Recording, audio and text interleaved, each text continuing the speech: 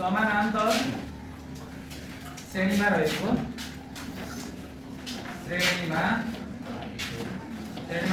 पहिलो कि तेस्रो पद T1 equal to T1 कि T3 हो T3 equal to कति हुन्छ -15 अर्को के छ 8औं पद यहाँ है T3 दिइसकेपछि T1 त्यति बेला ए लेख्ने हो अब T3 दिएपछि त हामीलाई के लेख्न सक्छौं भने नाउ T1 equal to के हो formula a plus n minus 1b यो के सूत्र T1 को सूत्र T3 T4 भनेपछि त जहिले a plus n minus 1 d a plus n minus 1 d अब त्यसो भने अब ध्यान राख्ने त हो के राख्ने यहाँ भन्ने ठाउँमा कति राख्ने 3 राख्ने कति राख्ने 3 राख्ने त्यसो भने T3 equal to a plus 3 minus 1 d a plus 3 minus 1 d यहाँ T3 छ नि त यो हैन T3 भएकोले त्यसमा पनि हामीले के लेख्यौं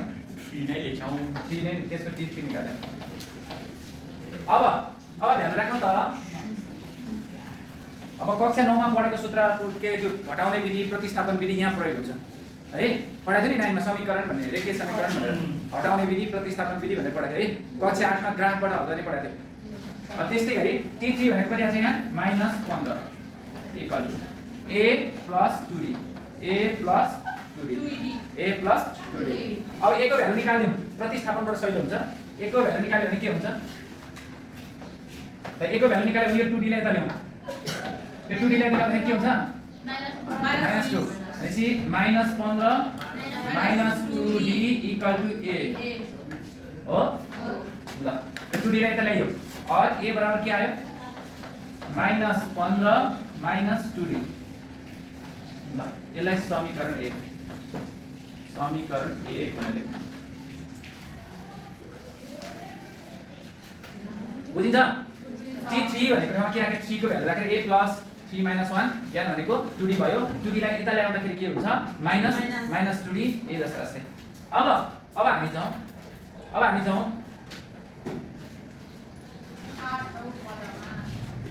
अब यस्तै गरी अर्को समीकरण गर्ने अर्को पद कति दिएको छ रे कतिको पद 8औं पद है 8औं पद नाउ अगेन अथवा सिमिलरली यसै गरी 8औं पद T8 बराबर 10 we have के हो सूत्र भन्दा Tn equal to a plus n minus 1 d ठीक छ सँगै लेखौँ भने Tn equal to a plus n minus 1 d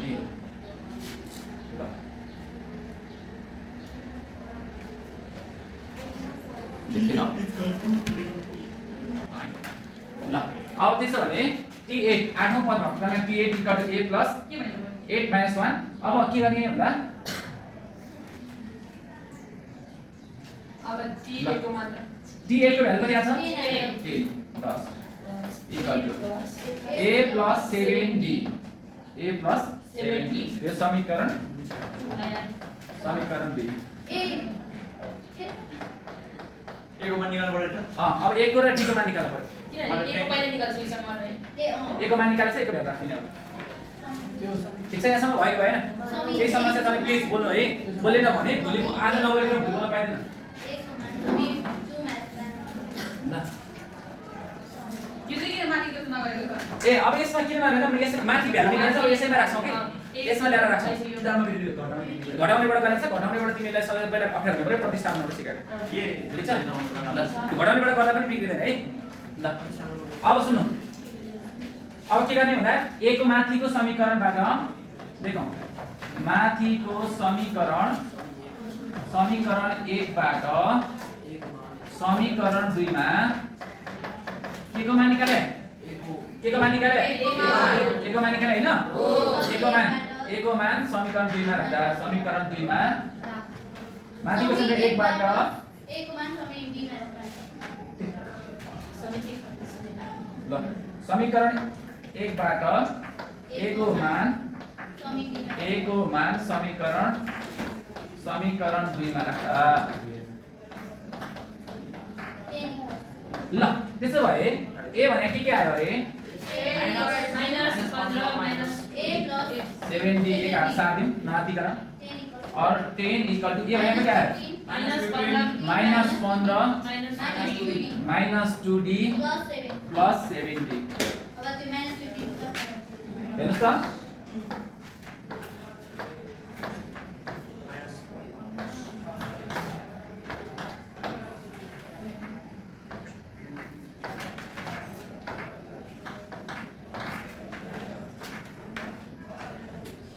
एक भ्यालु यहाँ राख ठीक छ A को मान चाहिँ कति आथ्यो माथि minus माइनस 2d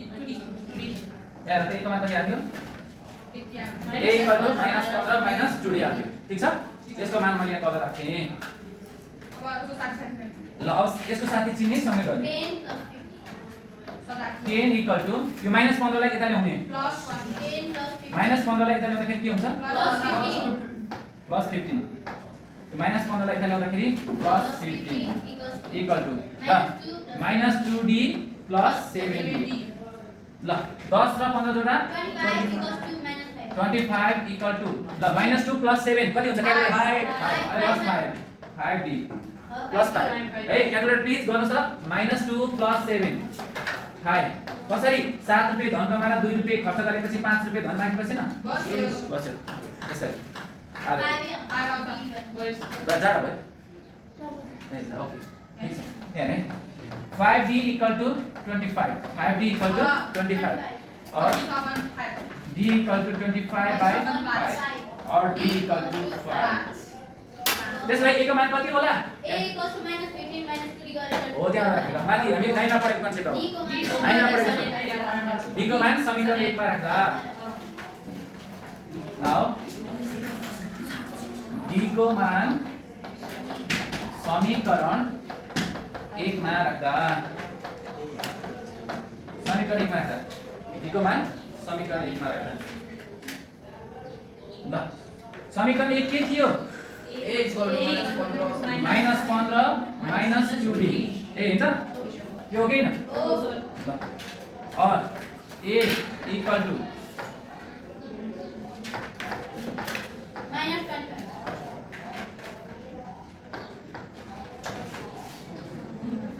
ल d को मान के छ 5 माइनस 15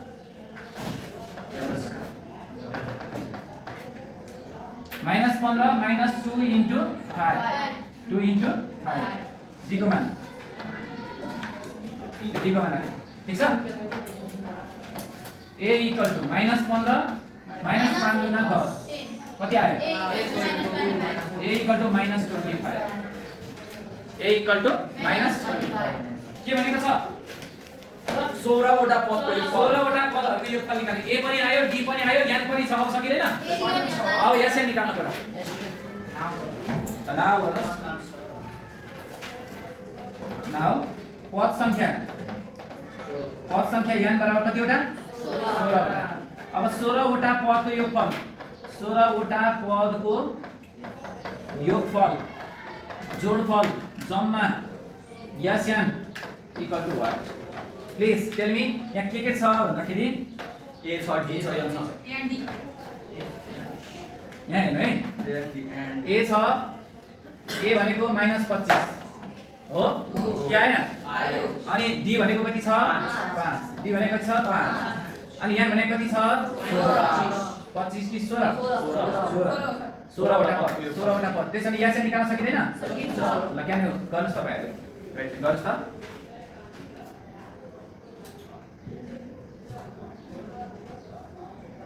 ल we have Yasan equal to n by 2 2a plus bonus 2a plus n minus 1 हेर्नुस् न ल यहाँ भने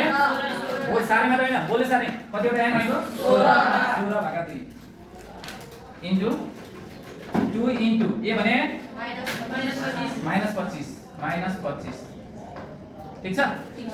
प्लस यहाँ भनेको 16 माइनस 1 भनेको सिधै 15 बुझिन्छ नि 16 माइनस 15 इन्टु d भनेको कति 5 दुई से